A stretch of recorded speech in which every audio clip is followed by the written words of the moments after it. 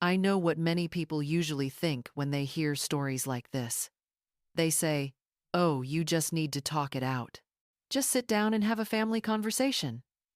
But those who say that have never had to swallow their tears over words left unspoken, nor smile to hide the lump in their throat. My name is Paula. I'm 68 years old, and I carry in my heart a story that still aches. Today, I've decided to tell it not to seek pity, but because sometimes we have to dig up what's been buried just to be able to breathe again. That morning began like any other, in the small town where I live with my son and his family, 3 years after my husband passed away. The smell of freshly brewed coffee filled the kitchen.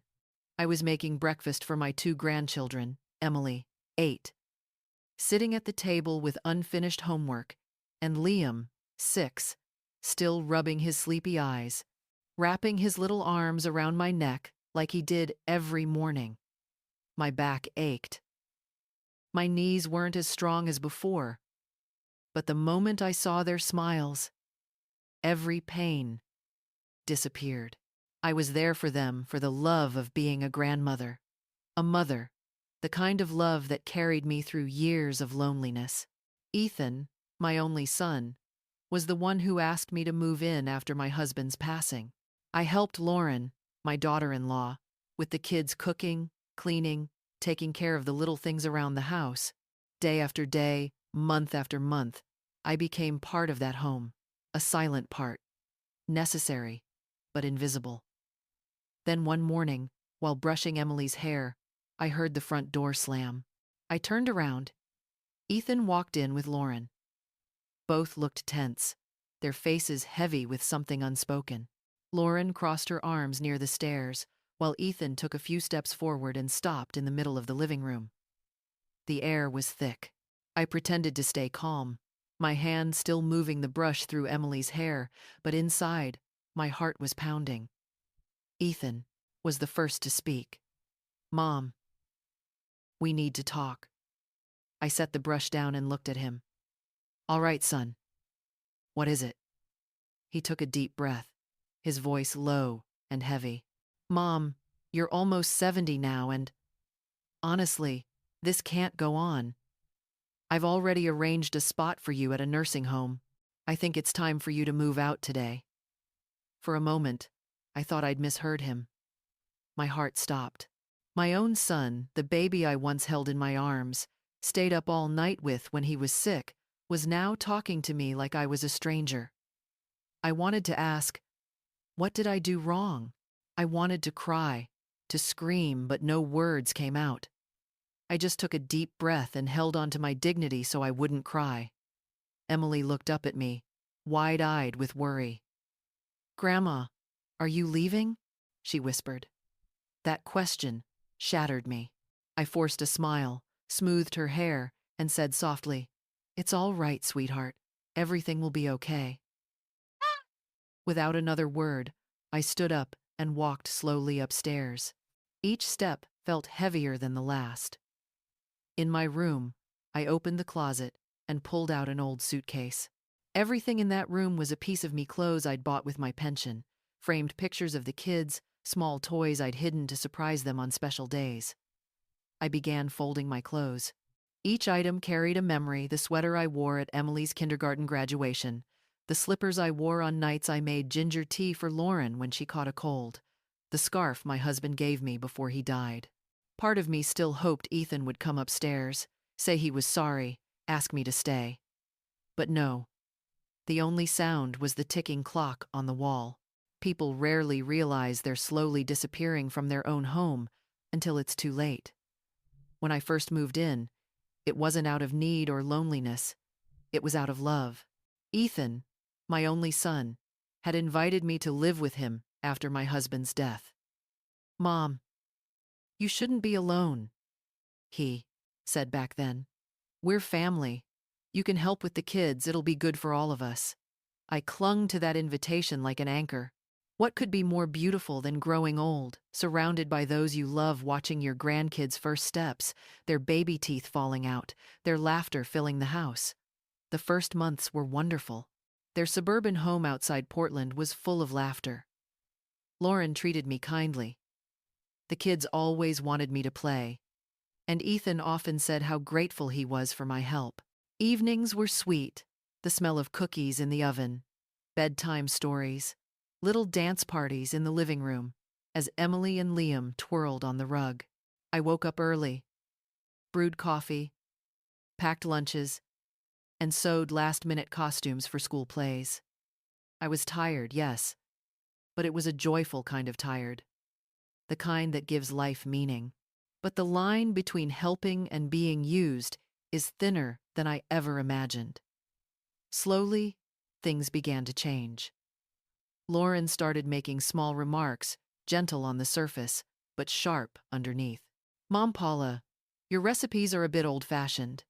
Kids these days have so many allergies, maybe cut back on the butter and sugar. I just smiled and changed the recipe. As long as everyone was happy, that was enough.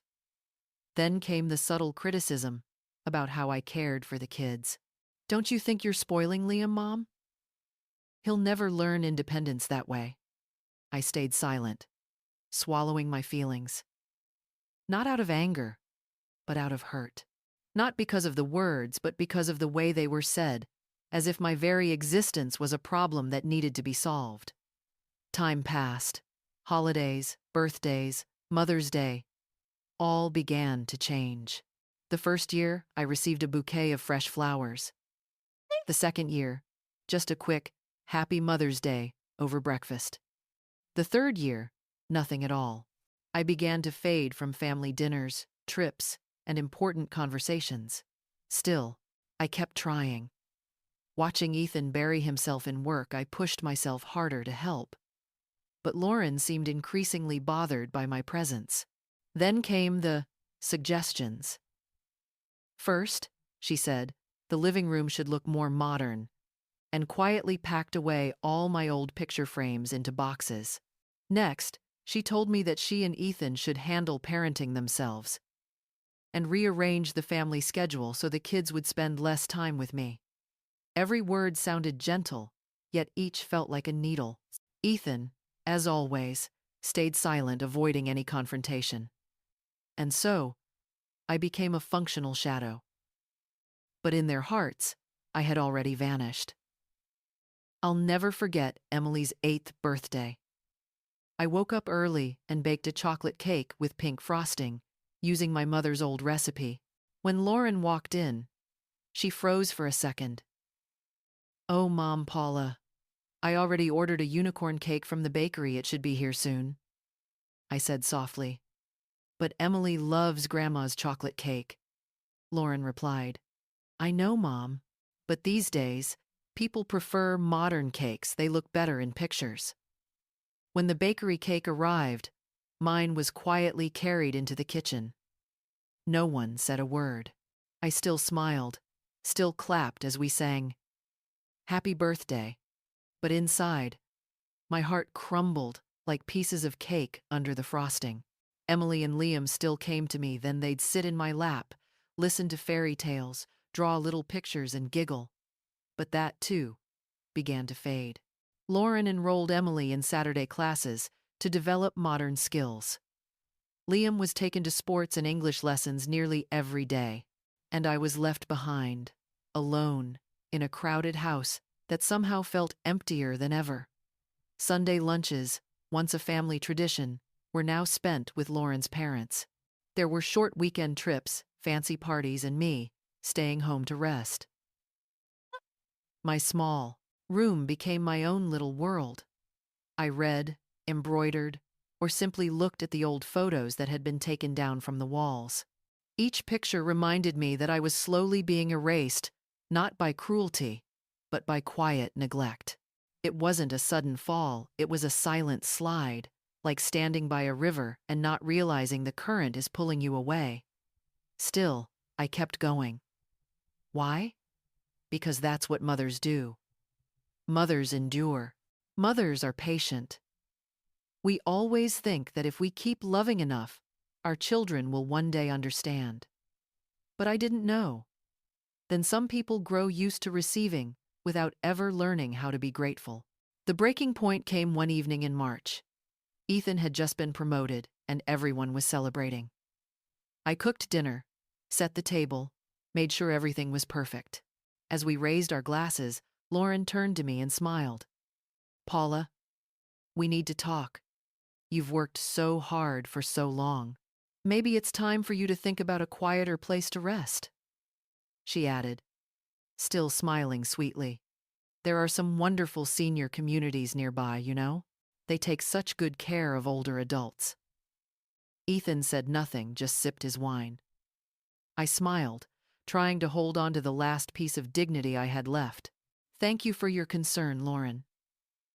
When I need advice, I'll be sure to ask you. But deep down, I already knew the message was clear. They were just waiting for the right moment to push me out. That very night, a small seed of freedom began to sprout inside me. And by chance, that was also when Michael, an old friend from high school, reappeared in my life. He brought with him a breeze of something I didn't realize I still needed. Life is strange. Even when every door seems closed, God always leaves a small window open just enough for us to breathe. One cloudy Saturday afternoon in Oregon, I received an invitation to an old classmates' reunion. When I said I was going, Lauren chuckled. Oh, Mom, Paula still has the energy for class reunions? Impressive. I just smiled. I knew, deep down, she didn't really want me to go anywhere. Every time I stepped out of the house, it reminded her that I still had my own freedom, something she would never say out loud, but couldn't stand to see. But that day, something inside me told me I had to go. The high school reunion took place in a small community hall in Salem. Simple but warm. The once familiar faces were now marked with silver hair, yet their eyes still shone with the same spark of youth. Old stories were told again, filling the room with genuine laughter, pure and timeless, as if the years in between had never existed. Among a group of friends standing near the window, I heard a familiar voice. It was Michael. Time had been kind to him. His completely silver hair gave him a calm, dignified look. His posture was steady, and his eyes still held the same gentle warmth. When our eyes met, he smiled broadly. Paula! My goodness, it's been so many years. His voice was still as warm as I remembered. We hugged, a sincere embrace between two people who had lived most of their lives, yet could still recognize each other in a crowded room. Michael, I can't believe you actually came, I said, smiling through the lump in my throat. We sat side by side, talking as if time had never passed, about our youth, our children, and the paths we'd walked. He told me his wife had passed away a few years earlier, and that he now lived alone in a small wooden house by the woods, where the mornings were so quiet he could hear the ticking of the clock. I hesitated a little, then shared that I was living with my son Ethan, helping to take care of my two grandchildren, and that Lauren, my daughter-in-law, liked to organize everything her way. Michael listened intently, something rare these days. He didn't interrupt or judge. He simply listened. Then, gently placing his hand over mine, he said softly, Paula, you talk a lot about them, but what about you? Who's taking care of you? That simple question left me speechless. I didn't know how to answer because, truthfully, I hadn't thought about it in a very long time. Caring for others had become my entire existence, to the point that I had forgotten I was a person too. Someone who also needed care. Michael seemed to understand my silence. He smiled and changed the subject. But inside me, a small seed of awakening had been planted. By late afternoon, we said goodbye, promising not to let so many years pass again. In the days that followed, we started texting, then calling. Each conversation grew longer, warmer, more personal. We talked about books, old movies, and the songs that once stirred our hearts when we were young. Every time I heard his voice, something within me came alive again. My own voice. Lauren soon noticed the change. One evening, while I was cleaning the dishes, she asked, "Who have you been talking to all these days?" I answered calmly, "An old friend from high school." She raised an eyebrow, her tone laced with implication. "I hope it's not someone putting strange ideas in your head. You already have everything you need right here, no reason to look elsewhere." I just smiled. Ethan, as always, stayed quiet. He'd long learned to leave emotional matters to his wife. I went on with my days, but I started going out more, walking downtown, visiting a small cafe I liked, and sometimes meeting Michael. Once, while we sat under the big oak tree in the town square, Michael said, "Paula, I know you're strong, but when someone has to be strong for too long, that strength stops being freedom, it becomes a chain." I lowered my head. He was right. Another afternoon, in a small riverside cafe, Michael looked at me and spoke directly. "If you ever want to, my home always has a place for you. I don't want to interfere in your life, but it would make me happy to have someone like you nearby. No pressure, no expectations, just respect." That offer left me shaken, not because of him, but because of the feeling of having a choice again, something I hadn't felt in years. I didn't say yes, but I didn't say no either. Something inside me had begun to stir. At home, the pressure continued. "Maybe you should find a quieter place somewhere with friends your age, doctors on hand, people to talk to." I responded only with polite silence. Then one ordinary evening, just a few days before everything changed, the family was watching TV, and the kids were already asleep. Ethan spoke up, his eyes still fixed on the screen. "Mom, Lauren and I have talked. We think it's time for you to start thinking about your future." I asked calmly, "And what exactly does that future look like to you?" Lauren immediately chimed in, her voice sweet as honey. "It's a high-end senior living community. You'll have friends there, great care, safety, and nothing to worry about." I looked at them for a few seconds before asking, "And what about the kids?" Ethan sighed. "They'll miss you at first, but they'll get used to it. This is for your own good, Mom. For my own good." It sounded like a gift, but in truth, they were simply pushing me out of their lives. That night, lying in the dark and staring at the ceiling, I heard the sound of a decision echoing clearly in my heart. Michael's invitation, the one I had kept to myself for so long now, glowed like an open door. I didn't need to keep trying to be accepted in a place where I had already become unnecessary. I knew when the time came, I would leave. I used to think the day I left that house would be filled with tears, but it wasn't. When that day arrived, there was no pain, only relief. After that final conversation, the atmosphere in the house grew icy. Ethan and Lauren spoke to me only when absolutely necessary. No more good morning greetings, no more laughter at dinner, just distant looks and an invisible wall between us. Emily and Liam still tried to hold on to their innocent smiles, but in their eyes, I saw questions they didn't dare to ask. I still made coffee, folded clothes, and prepared breakfast like always. But deep down, I knew I was already gone. Then one morning, everything seemed to fall perfectly into place. I woke up early, brewed coffee, packed lunches for the kids. When Ethan and Lauren came down, there wasn't a single word of greeting, just indifferent glances, as if I were a piece of furniture waiting to be moved out. Ethan paused to straighten his tie in front of the mirror. Then, before walking out the door, turned to me and said in a tone as casual as a weather report, "Mom, your spot at the senior home is ready. I'll take you to see it this afternoon." I smiled faintly. "Thank you, Ethan. I'm already taking care of myself."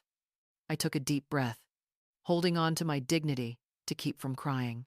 Emily looked up at me, her big round eyes full of worry. "Grandma, are you leaving?" she whispered. That question shattered my heart. I forced a smile, brushed her hair gently, and said softly, "It's okay, sweetheart. Everything will be fine."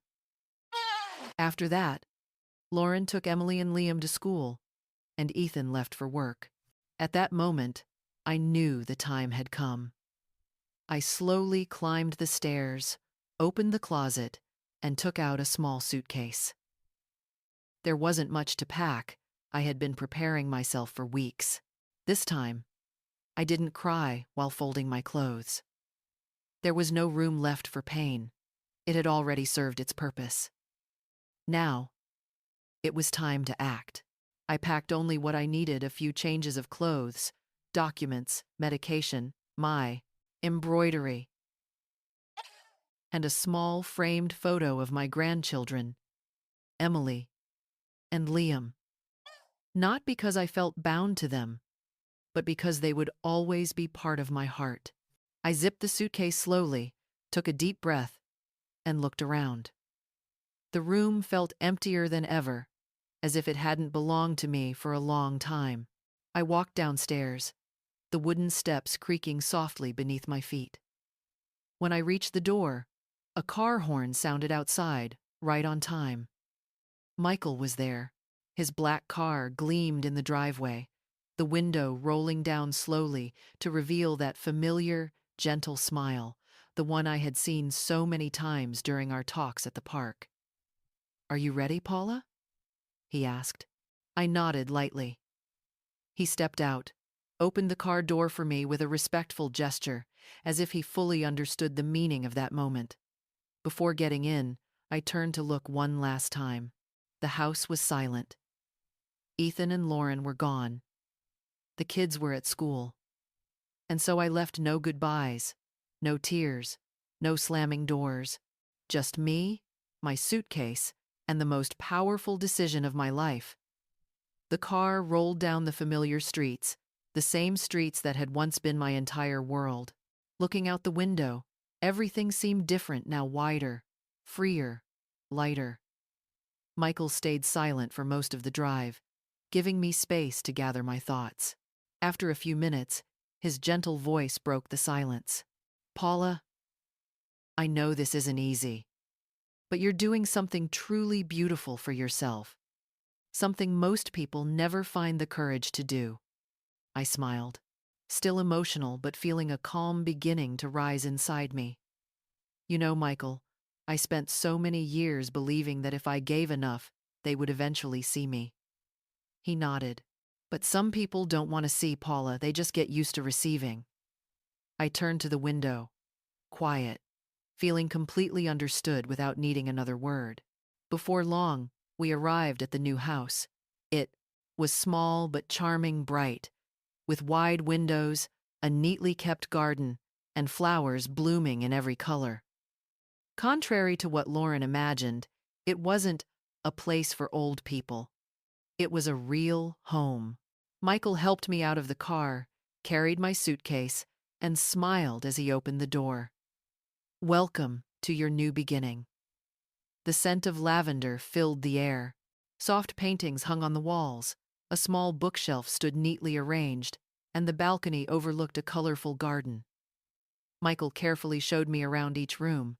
My bedroom was bright and airy, with a cozy armchair by the window, perfect for reading and embroidery. "I hope you find peace here," he said. I couldn't hold back a tear of gratitude. After unpacking, Michael prepared a simple but heartwarming dinner: hot soup and freshly baked bread. We sat across from each other, eating slowly, unhurried, with no heavy silence between us, only laughter and light-hearted stories. We talked about childhood, the changing world, old songs, and classic movies. We laughed together over memories we thought we had forgotten. Then Michael reached across the table, took my hand gently, and said, "Paula, here, no one can take away your right to exist or to be seen." Those words felt like a hug. It was exactly what I had longed for all those years: to be seen, not just endured. That night, lying on my new bed, I stared at the ceiling and felt something I hadn't felt in ages: relief. Not a castle, not luxury, but mine, my space, my freedom. In the days that followed, I slowly got used to my new life: walking around the garden, sipping coffee on the porch, reading in the afternoon breeze. Ethan sent a few short messages. Mom, hope you're doing okay. If you need anything, let me know. I replied politely, no anger, no resentment, but no desire to be pulled back into old chains either. Of course, I miss the kids, but I learned that longing can be held with dignity. And so, I began rebuilding my life. I found a local women's center nearby, a place for crafts, book clubs, and gardening. There, I met women with stories like mine. I made new friends, shared laughter, and rediscovered connection. Time, once my enemy, became a gentle companion. Michael and I grew closer with each passing day, no rush, no expectations. Just two hearts that had learned real love doesn't require endless sacrifice, only respect. And in this chapter of my life, for the first time in decades, I realized the greatest gift one can give oneself is the right to begin again. It's never quick, it's never easy, but it's always worth it. Breaking free from the invisible chains that life wraps around us isn't something that happens overnight. They don't snap with one dramatic act or a slammed door, they dissolve slowly, one knot at a time, like someone patiently untangling an old thread with gentle hands. During those first months in my new home, I had to relearn how to exist. At first, I still woke up early as before. My body seemed programmed for the old rhythm: wake up, make coffee, plan the kids' schedule. Then I realized there were no lunchboxes to pack, no uniforms to iron, no school bags to check. Only the soft stillness of morning and the faint aroma of coffee that Michael had already brewed in the kitchen. "Good morning, my little flower," he'd say, smiling kindly as if he had all the time in the world just for me. I lost count of how many times I sat on that porch, watching the flowers open under the early sunlight, thinking about everything I had lived through. It was then I understood how truly tired I had been, not just in body, but in soul. Years of living only to be useful. Years of believing love had to be proven through sacrifice, that if I gave enough, someday they'd look at me with the same love I'd always had for them. But now, I understood. Some people can't appreciate what they've never learned to give. Ethan had always been a good son, smart, hard-working, responsible. I did everything for him. I gave up new clothes, trips, even small dreams of my own. After my husband passed, money was tight, but I made sure Ethan had every chance for a proper education. I taught him that the world was within his reach, and he truly reached it. I cried at his graduation, at the day he landed his first job. I was there for every milestone, not as the star of the show, but as the quiet foundation holding up his stage. And maybe that's where it all began. When someone grows up on a foundation they can't see, they start to believe that the ground beneath them has always been solid, forgetting the effort it took to make it so. Lauren entered Ethan's life when everything was already in place. The car, the comfortable house in suburban Portland. She never knew the Ethan from the hard years, only the finished version, the man already standing tall, and gradually, my presence became unnecessary in her eyes. At first, she was polite, gentle, but over time, tiny needles began to appear. "Mom, Paula, you're so dedicated, but things are different now. Kids need to be raised the modern way." I just nodded, yielding as always. And with every soft criticism, with every small request, I lost another piece of myself. Now, sitting on the porch with the morning sun spilling over the garden, I can finally see what I once couldn't. The cruelest part isn't the final rejection. It's being quietly erased from someone's life, slowly and silently. Michael, with his calm kindness, seemed to understand everything without me having to say a word. Every day, he showed up with a small gift: a worn book, a flower from the garden, or a slice of warm apple pie that brought back memories of childhood. He never asked for anything except my company. "You've spent your whole life taking care of others, Paula," he said once. "Now it's time to simply live." At first, it felt strange. I had to learn how to embrace quiet without feeling guilty. The emptiness confused me. It felt like laziness. But soon, I realized it wasn't selfishness. It was freedom. A kind of freedom I had never been allowed to experience before. I began to fill that space with small things of my own. I found a women's activity center nearby. They had classes for crafts, reading, and gardening. There, I met Beatrice, 74, with eyes that still sparkled. Marilyn, who cared for her orchids like precious jewels. And Helen, 80 years old and still passionate about learning to dance. We shared stories, laughter, and understanding. Each of us carried years of silence, sacrifices that were never repaid. And I realized I was not alone. We were women, shaped by generations that taught us love only had value when it came with self-denial. But now, things were different. One afternoon, I received a message from Ethan. "Mom, the kids asked about you the other day. Lauren thinks it's better to wait a little longer so they can better understand this stage." I read that message over and over.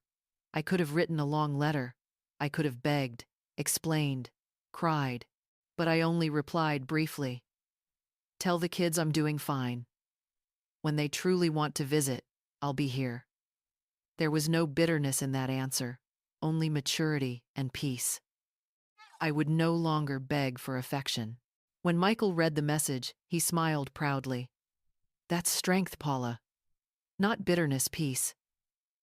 There was longing, of course, but not the tearing kind of pain I once knew. Emily and Liam would grow up one day, and they would have minds of their own.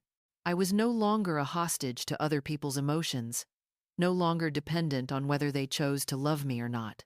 During that time, Michael and I grew closer naturally, without obligation or pressure.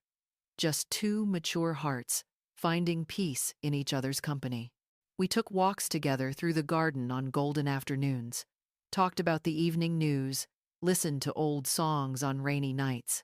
And in those small, quiet moments, I finally understood. Real love is never heavy. It doesn't demand, doesn't control, doesn't make you small. It simply embraces. For the first time in my life, I knew what it felt like to be loved gently.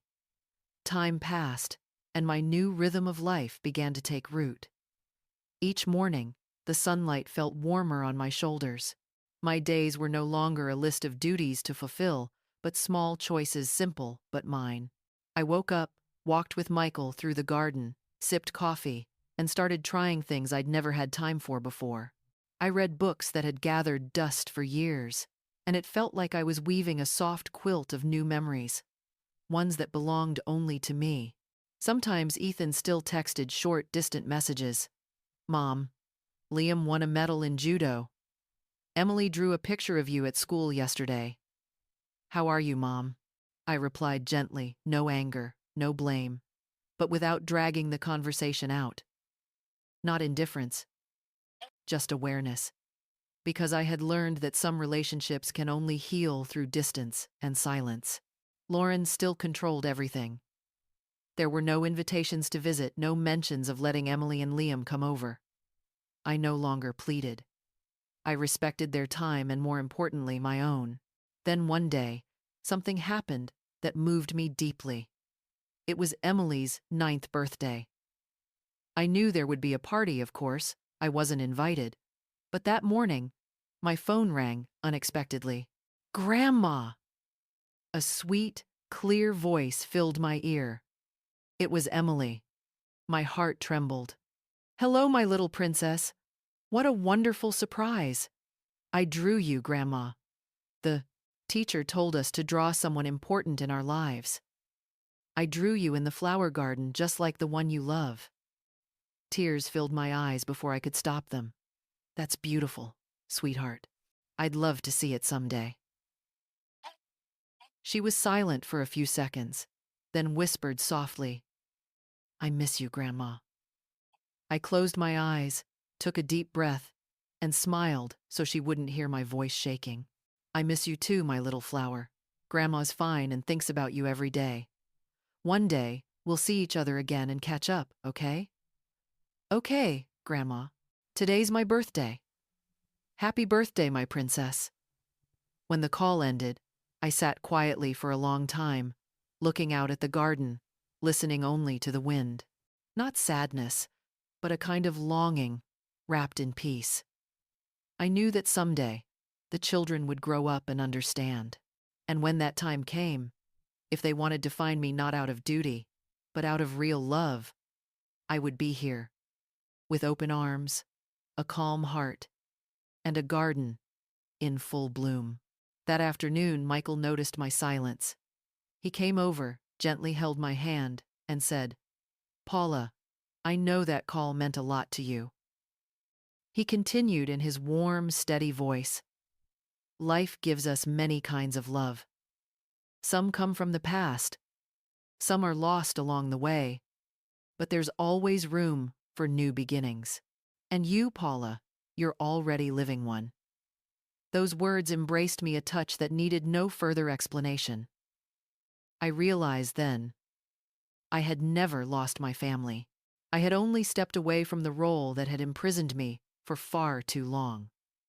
From now on, I didn't need to be a grandmother who existed only to be useful, or a mother who had to sacrifice to be seen.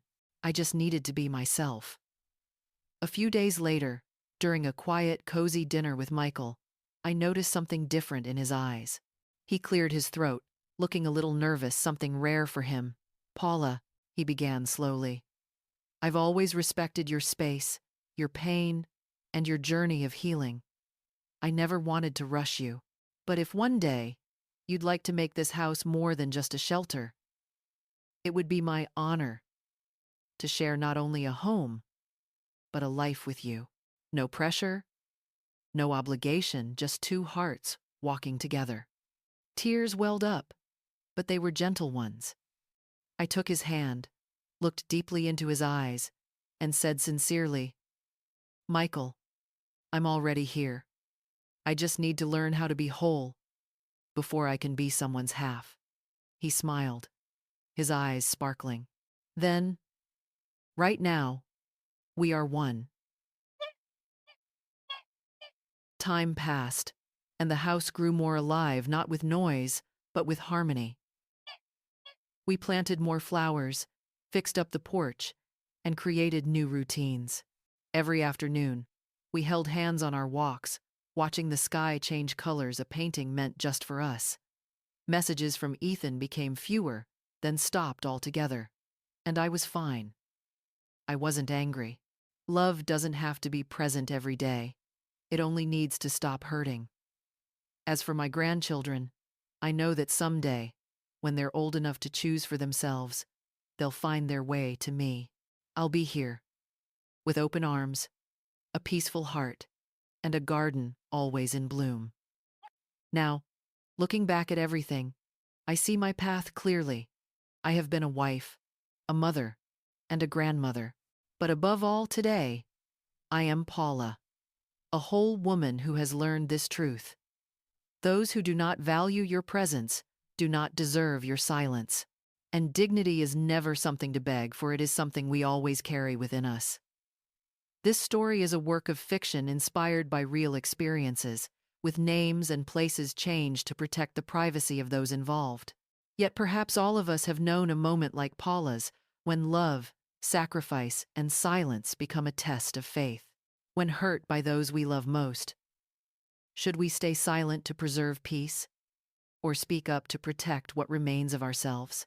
Maybe there is no single answer, because every heart carries its own story. But what I do believe is this: God always sees those who live with love and kindness, and He blesses them to find the light again, even after their darkest days. Thank you for watching until the end. Please choose one of the two videos on your screen to continue this journey with us.